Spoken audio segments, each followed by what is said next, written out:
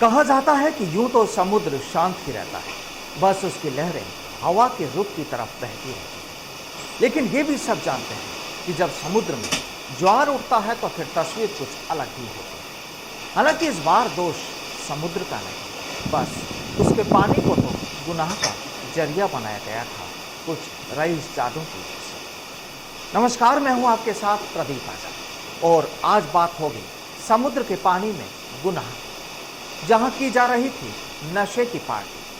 अब यूं तो इस पार्टी में सैकड़ों लोगों की मौजूदगी थी, लेकिन कहते हैं कि भीड़ में कुछ ऐसे भी होते हैं जिनकी पहचान कुछ अलग ही होती है। और इस बार भी कुछ ऐसा ही हुआ, क्योंकि यहाँ की जा रही थी ड्रग्स पार्टी में शामिल था बादशाह शाहरुख खान का बेटा आर्यन खान। खैर, समुद्र की इस ड्रग्स पार्टी के बारे में तो आप जानते ही हैं, और आप ये भी जानते हैं कि एनसीबी ने फिल्म अभिनेता शाहरुख खान के बेटे आर्यन खान को गिरफ्तार भी कर लिया। लेकिन आगे क्या और इस खेल की असल कहानी क्या, वो भी जान लीजिए। दरअसल एनसीबी की छापेमारी के बाद कई ऐसे खुलासे हो रहे हैं जो किसी को भी हैरान कर सकते हैं। पता चला है कि जिस वक्त क्रूज पर मौजूद एनसीबी टीम ने जैसे ही रेड का अनाउंसमेंट किया, या कहें कि एनसीबी टीम ने जैसे ही वहां के लोगों को ये कहा कि वो रेड कर रहे हैं, तो उसी दौरान ड्रग्स पार्टी कर रहे सभी आरोपियों ने ड्रग्स को ऐसी जगहों पर छिपाया जहां की कल्पना आप कर भी नहीं सकते। जहां एनसीबी टीम को संदेह ना हो, उन जगहों का सहारा लिया। दरअसल किसी ने ड्रग्स को लेंस के डब्बे में, तो किसी ने उसे सैनिटरी पैड्स के बीच में छिपाया। एनसीबी सूत्रों के मुताबिक आर्यन खान की आई लेंस कवर से ड्रग्स बरामद हुई। इसके अलावा पार्टी में मौजूद मुनमुन धमीचा ने सैनिटरी पैड्स के बीच में ड्रग्स को छुपा दिया ताकि एनसीबी अधिकारियों को उसके पास रखी हुई ड्रग्स की खबर ना लग सके। आर्यन के साथ गिरफ्तार अरबाज मर्चेंट के बारे में कहा जा रहा है कि उसने ड्रग्स अपने जूते के अंदर छिपा ली। इसके अलावा इस मामले में गिरफ्तार अन्य 5 में से 2 आरोपियों ने ड्रग्स को फेंकने का प्रयास भी किया था।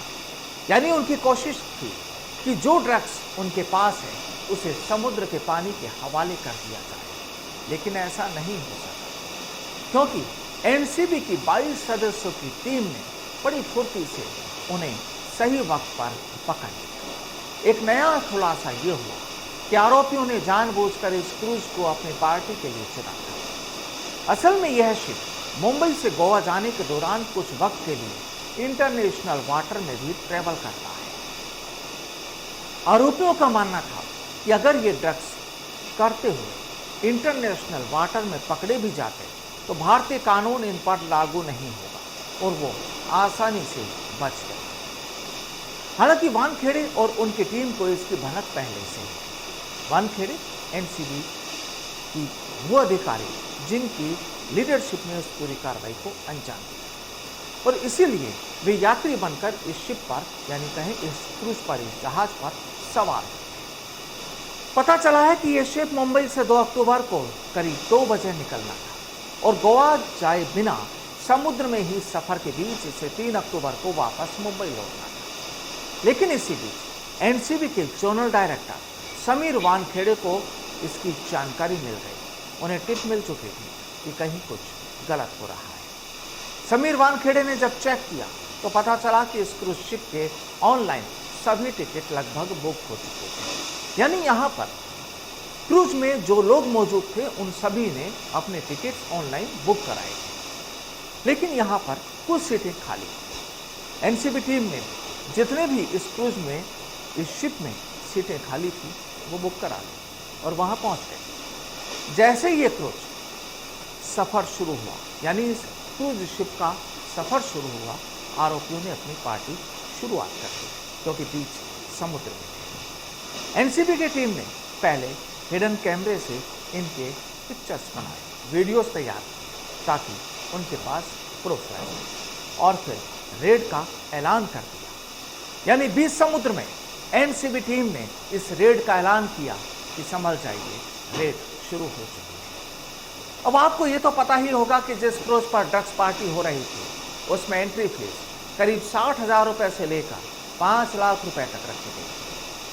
अब आप सोच सकते हैं कि जिस टिकट की कीमत, जिस एंट्री फीस की कीमत 60,000 से 5 लाख होगी, तो वहां पर किस तरह के लोग शामिल होंगे। एनसीबी छापेमारी के दौरान क्रूज पर करीब 600 लोग मौजूद थे और जाहिर है ये सभी हाई प्रोफाइल लोग थे, जबकि इस वर्ल्ड क्लास क्रूज की क्षमता करीब 1800 लोगों की है। ये तमाम बड़े हाई प्रोफाइल लोग इंस्टाग्राम और दूसरे सोशल मीडिया प्लेटफॉर्म के जरिए इस पार्टी में इनवाइट किए गए थे। यानी यहां पर एक बात हो कि जिन भी लोगों को इस पार्टी में शामिल होने के लिए इनवाइट किया गया था, उनको सबको ऑनलाइन तरीके से इनवाइट किया गया था। एक तरीका, एक नया तरीका इस तरह की पार्टी में शामिल होने का। कुछ लोगों को बाकायदा बाई पोस्ट भी एक किट के जरिए इनविटेशन भेजे गए थे, ऐसी भी खबरें हैं। तो अब इन तमाम बातों से आप समझ गए होंगे कि आखिर किस तरह रईसजादों की यह समुद्री पार्टी हो रही थी। लेकिन ऐन वक्त पर एनसीबी की कार्रवाई ने सभी का खेल बिगाड़ दिया, या कहें सभी के मिजाज बिगड़ चुके हैं। बहरहाल आगे भी आपको अपडेट देते रहेंगे, लेकिन फिलहाल के लिए नमस्कार।